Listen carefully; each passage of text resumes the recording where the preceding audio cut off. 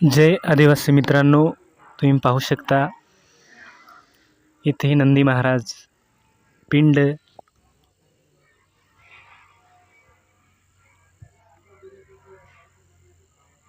आणि त्याचबरोबर हनुमंतराया यांची सुंदर अशी मूर्ती,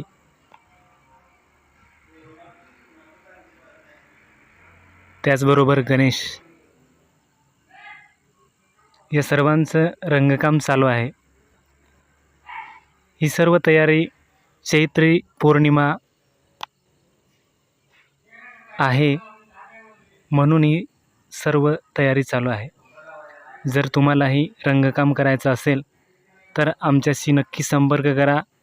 स्क्रीनवर आमचा नंबर राहील। जय आदिवासी।